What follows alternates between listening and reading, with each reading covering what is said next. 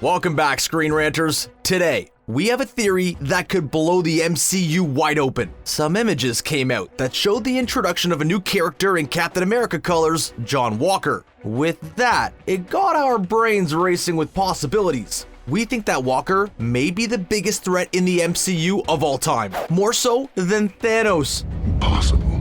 We're going to go over how this is possible, as well as a little history on Walker and the state of the MCU landscape, and much more. It's quite a ride, so let's get started. 2019's Avengers Endgame may have been the swan song for some of the key MCU characters. Iron Man. However, it all set up the landscape as Marvel moves into a new era. For 5 years, half of the world were blipped out of existence. Now, they're back, but the world is scared of what else can attack them after Thanos. At the end of Endgame, Steve Rogers returned from dropping off the Infinity Gems in the time stream. He also stopped off to have a life with Peggy Carter before going back to the present day as an old man. From there, he passed over his mantle to Falcon, Sam Wilson, all of which leads into the Disney Plus show The Falcon and the Winter Soldier.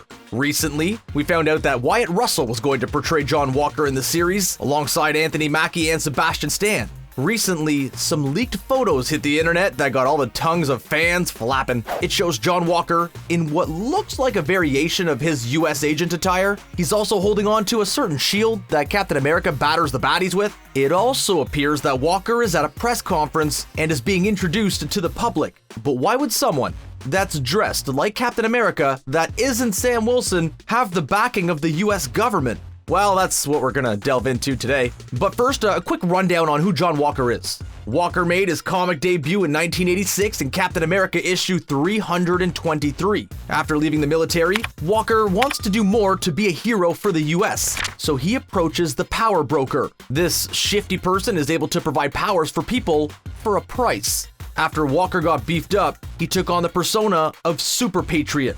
Walker isn't a fan of Captain America's methods. He felt that Cap wasn't being tough enough on his enemies. So, Walker attempted to make Cap look terrible to the US public. It didn't work. However, he caught the eye of the government. After Steve Rogers walked away from the Captain America persona to become Nomad, the government turned to Walker. They made him into their new government-sanctioned Captain America. Immediately, Walker began to take liberties. He felt that the end justifies the means. As long as the US is safe, it doesn't matter what happens to criminals along the way. He began to corrupt the vision of what Captain America represents. One day, he took his aggression out on a couple of enemies, but it went too far. With that, Steve Rogers came back to claim what's rightfully his. From there, Walker became US agent. He was still supported by the government, even joining various iterations of the Avengers against their wishes. Power-wise, Walker has all the abilities that Steve Rogers has, but Rogers' abilities involve the peak amount that a person can naturally become. Walker, on the other hand, has superhuman abilities. His strength allows him to lift 10 tons, far heavier than what Rogers can do. Walker's superhuman durability allows him to survive blows that would take out a normal human with no issue. If a fight was just based on their abilities, Walker would walk over Rogers. And there's your Walker sum up. So, what does the leaked photos mean for the MCU? Thanks for asking. Well, it shows that the US government doesn't agree with Steve Rogers passing the mantle over to Sam Wilson. I'll do my best. After all, the US may see the Captain America identity as their property. Cap was created through their Super Soldier program. The costume and red shield were developed as part of their research and development branch of the Army. They should have the right to decide who dresses in the Star-Spangled Banner. Shouldn't they? In the government's view, Wilson went against the country during Civil War, much like Steve Rogers, meaning that Wilson is one of the worst choices for them. He'll be tricky to control and react against their wishes again. The government just can't remove Wilson from the playing board permanently, otherwise Captain America becomes a martyr. That can be just as damaging to the government's goal. The government seems to use Iron Man as a martyr for their own cause. After all, he was on their side after Civil War. In Spider-Man Far From Home, we saw how much positive publicity he received posthumously. In comparison, Black Widow, who was on Cap's side in Civil War, was ignored for her sacrifice. Instead of turning Cap into a martyr for the opposition, the government put in their own version. Slowly, they dismantle all the goodwill Rogers had developed. That will make the government more powerful. They can mold what their cap stands for, twisting it for their own agenda. As a result, Wilson and Bucky Barnes will have to prove to the world that Walker is not Captain America, an incredibly difficult task against the press power of the US. The MCU world is broken at the moment. New beings that can use cosmic jewelry to wipe away half the world exist. The world was left in ruin for 5 long years. The public are scared. What terrible event is going to happen to them next? The Civil War debacle was never resolved. It was put on pause as Thanos wrecked the universe. Then, after Far From Home, another Avenger now looks like a villain in their view. Is Peter Parker?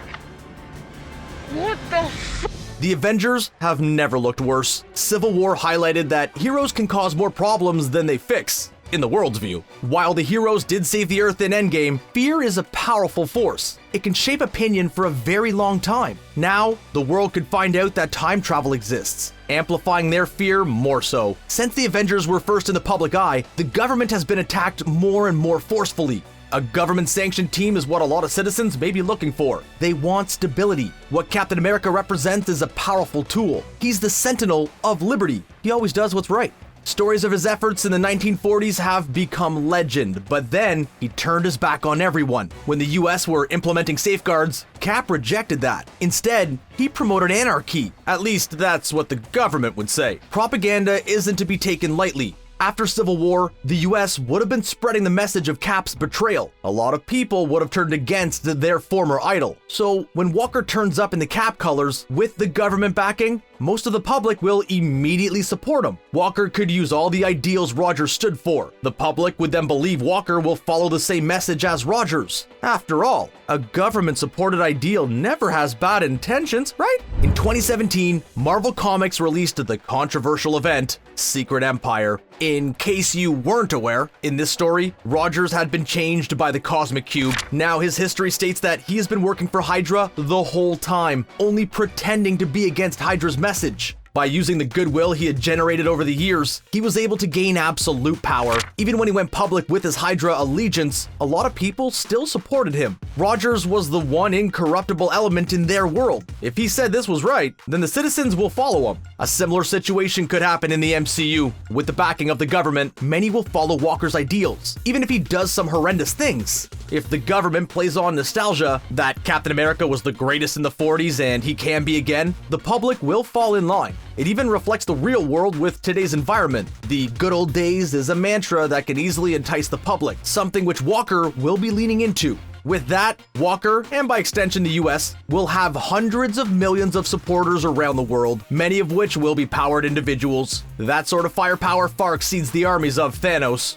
Thanos is a one-person army. He has many abilities that can lay siege to countless people. However, he isn't untouchable. We saw Scarlet Witch almost take him out with relative ease, but he is very strong. Walker's powered abilities don't quite match up to Thanos, but unlike the Mad Titan, Walker has something he doesn't: support of a world. Thanos does have the Black Order at his disposal, a group of highly enhanced beings. However, the Avengers were able to deal with them fairly easily too. The government will also have their own group of superpowered beings after their propaganda machine takes off. Much of Thanos' army are filled with mindless drones, only responding to orders and lacking the ability to freely think, something which the human race doesn't lack. While their overall goal is the same, the people inside this new battalion all have free will. As a result, they're more of a danger than Thanos' army. Even going by numbers, the government pupated group will be vast compared to Thanos' pawns. Now that Chris Evans is out of the MCU, it's unlikely Steve Rogers will return and stop this from happening. With free reign,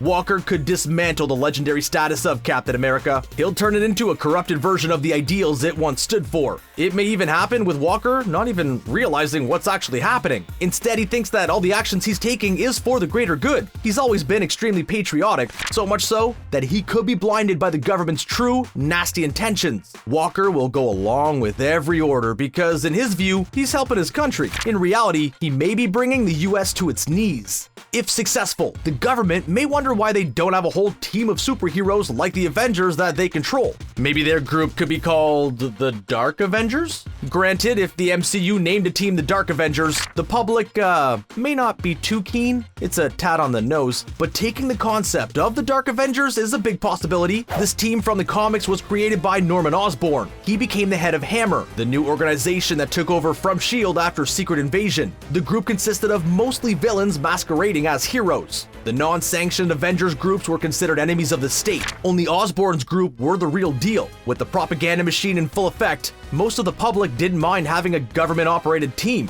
It wasn't until Osborn made a mistake during the event siege, which is where his true Green Goblin colors came through. Now, the public knew they'd been lied to all this time. As long as the MCU's government doesn't fall into the same trap, there's little stopping them in developing a sanctioned team with Walker. However, the repercussions could lead to a totalitarianism, dystopian future, which would make Walker the most dangerous threat the MCU has ever faced. And that's a wrap. What do you think of our little theory? Could Walker lay the smackdown on the Avengers? Plop your thoughts into the comments section below. If you enjoyed this little thought exercise, please share the video and give us a like. It really helps with getting praise from our YouTube overlords. Finally, thanks for joining us today. Later, Marvel Debater.